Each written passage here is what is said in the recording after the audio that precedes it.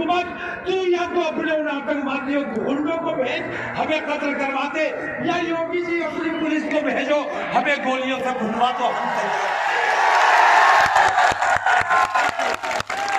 तैयार खड़े हैं और बिल्कुल मज़ाहिमत नहीं करेंगे। गोली चलाकर देखो, अगर हम बचने की कोशिश करें तो लानत है हमारी मर्दानगी पर। शेर रज़ा तौकीर रज़ा जिंदाबाद जिंदाबाद, शेर रज़ा तौकीर रज़ा, शेर रज़ा तौकीर रज़ा, शेर रज़ा तौकीर रज़ा। सरफरोशी की तमन्ना अब हमारे दिल में है, देखना है जोर कितना बाजुए कातिल में है।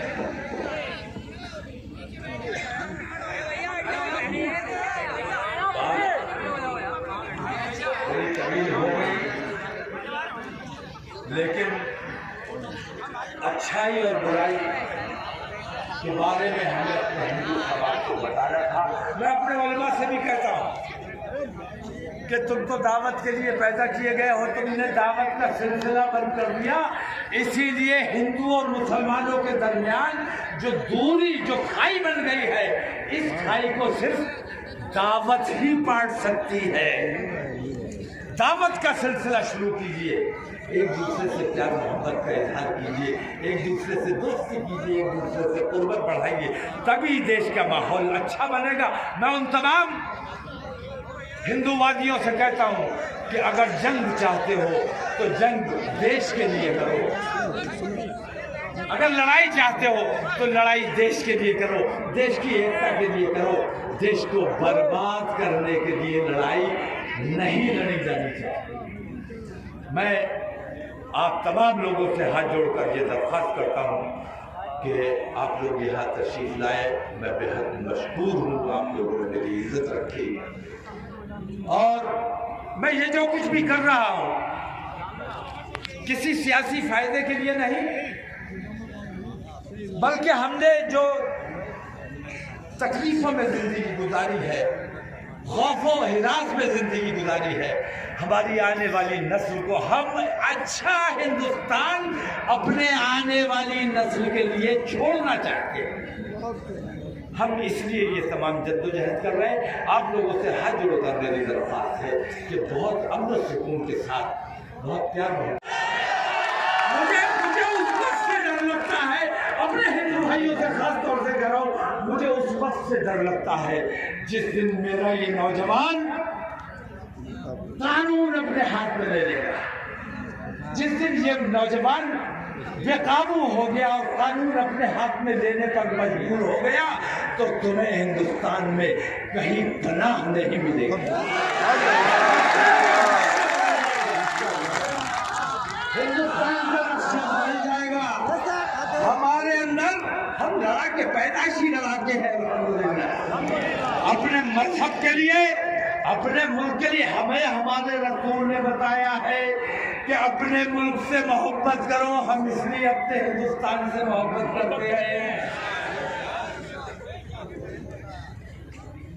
तो हिंदू भाई या हुकूमत या हिंदूवादी संगठन ये ना समझे कि मैं अपने नौजवानों को बहका रहा हूँ, बल्कि ये समझो कि इनके दिलों में जो गुस्सा पनप रहा है, मैं उस गुस्से को कम करने की कोशिश कर रहा हूँ, क्योंकि मुझे डर लगता है उस वक्त से जिस दिन ये कानून अपने हाथ में लेने पर मजबूर हो जाएंगे।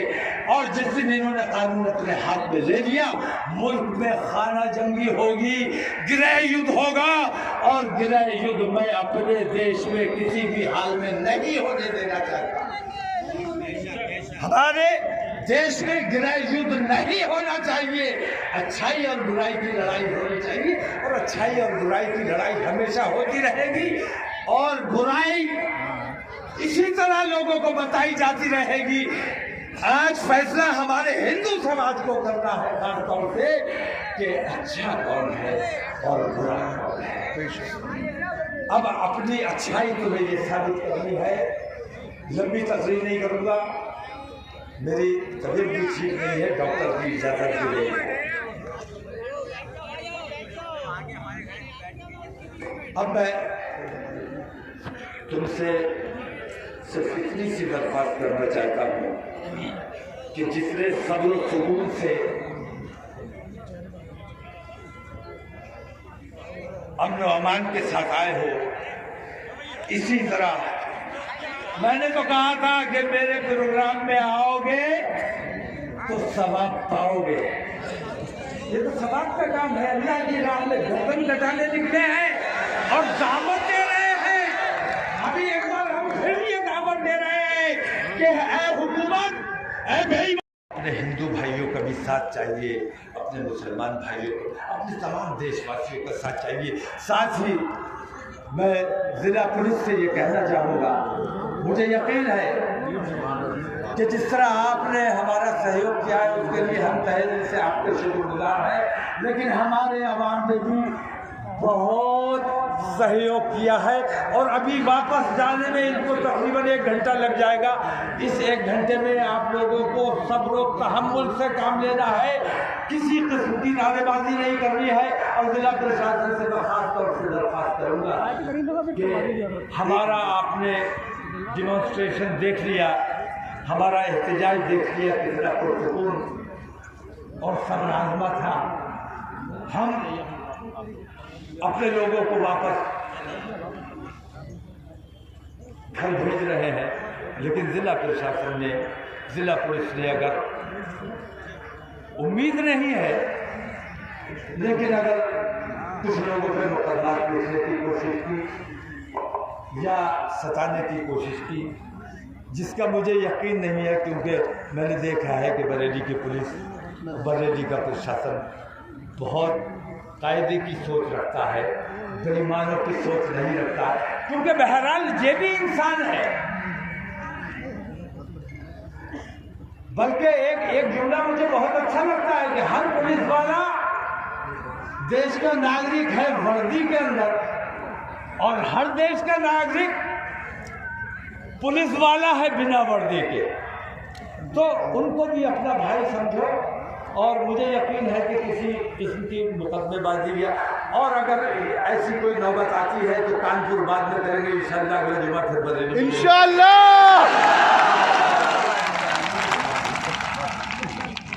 और कहाँ है भाई? इंतखाब इधर आ जाओ, थोड़ा उधर को। तो चलते चलते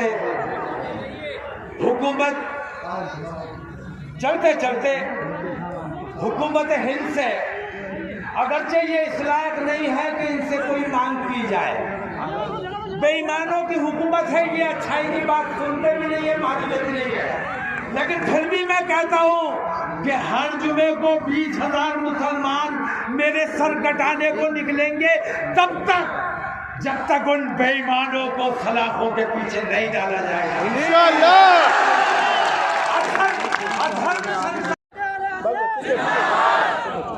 मैं कहता हूँ मुसलमान अगर वाकई मुसलमान बन जाए, जैसा मुसलमान हुआ करता था, जैसा ईमानदार लोग कहते थे, मैंने बहुत बार ये बात कही है कि मैं बचपन में सुनता था, लोग कहते मुसलमान होके झूठ बोलता है, मुसलमान होके झूठ बोलता है। आज वही लोग कहते हैं मुसलमान है इसीलिए तो झूठ बोलता है, मुसलमान है इसीलिए तो बेईमानी करता है। वैसे मुसलमान बन जाओ।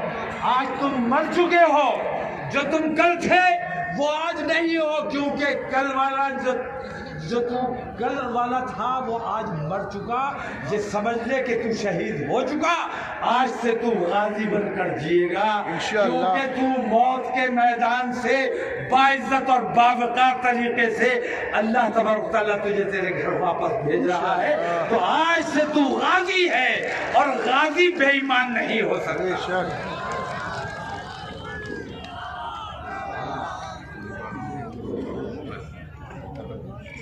बाकी हमने ये अहद किया है कि ये सिलसिला हम सिर्फ उत्तर प्रदेश में नहीं, मुझे हिंदुस्तान के तकरीबन हर सूबे से दावत आई है। अगला जुमा इंशाअल्लाह मेरा कानपुर में होने जा रहा है और वहां भी इंशाअल्लाह लोगों को गाजी बनाने का काम किया जाएगा, क्योंकि हम बुराई पर अच्छाई की फतह चाहते हैं। और मेरा मानना यह है कि हर हिंदू ये चाहता है कि बुराई पर अच्छाई की फतह होनी चाहिए। हर देशवासी चाहता है कि बुराई पर अच्छाई की फतह होनी चाहिए। तो बुराई पर अच्छाई की फतह करने के लिए अगला हमारा जुमा कानपुर में है। उसके बाद मुजफ्फरनगर से भी दावत आई हुई है, महाराष्ट्र से भी दावत आई हुई है कि एक जुमा हमारे यहाँ कर दीजिए, बेंगलोर से दावत आई है कि एक जुमा हमारे यहाँ कर दीजिए। मुमकिन हो सका, सेहत ने साथ दिया, जिंदगी ने साथ दिया, तो इंशाअल्लाह ये एकता और भाईचारे की मुहिम, ये शांति, प्यार, मोहब्बत की मुहिम और पूरे हिंदुस्तान को एक करने की मुहिम इंशाअल्लाह हम जारी रखेंगे। इन नफरतों का मैं तो ये समझता हूँ कि मैं जो कुछ भी कर रहा हूँ ये एक और आज़ादी की लड़ाई है। तब हम अच्छा हिंदुस्तान अपने आने वाली नस्ल के लिए छोड़ना चाहते हैं। हम इसलिए ये तमाम जद्दोजहद कर रहे हैं। आप लोगों से हाथ जोड़कर मेरी दरख्वास्त है कि बहुत अमन सुकून के साथ, बहुत प्यार मोहब्बत के साथ अब लोग आ रहे हैं, तो उनके लिए मैं कब तक रुकूंगा भाई? नहीं, अब क्या बजा? 3 हो रहा और ख़ास तौर से ज़िला प्रशासन और ज़िला पुलिस का मैं शुक्रिया अदा करना चाहूँगा कि उन्होंने जो वादा किया था उस पर अमल किया। ज़िला प्रशासन और ज़िला पुलिस ने हमारा सहयोग किया है, मीडिया ने हमारा सहयोग किया है। अब आपकी जिम्मेदारी है कि आप भी उनका सहयोग करें। जितने शांति से आए हो, जिसने अमन के साथ आए हो, उसी तरह दुरूद शरीफ पढ़ते हुए खामोशी के साथ, बिना किसी मजहबी नारे के, सब्र और सुकून के साथ तुम्हें वापस अपने अपने घरों जाना है।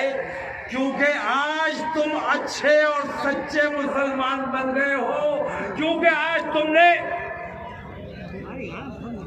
जो तुम कल थे और जो तुम आज हो उसमें इतना बड़ा फर्क आया है कि आज तुम अपने देश और अपने दीन के लिए गर्दन कटाने के लिए आए हो। तो आज से तुम बिल्कुल नए और सच्चे और अच्छे मुसलमान बन गए। अब अगर तुम अच्छे मुसलमान बने रहना चाहते हो तो इतना मैं तुमसे जरूर कहूँगा कि आज के बाद शराब मत पीना।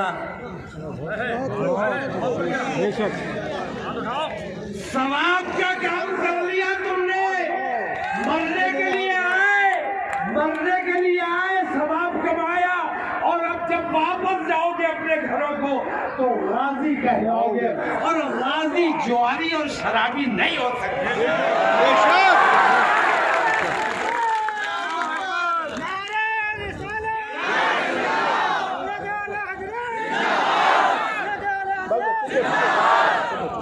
मैं कहता हूँ मुसलमान अगर वाकई मुसलमान बन जाए, जैसा मुसलमान हुआ करता था, जैसा ईमानदार लोग कहते थे, मैंने बहुत बार ये बात कही है कि मैं बचपन में सुनता था।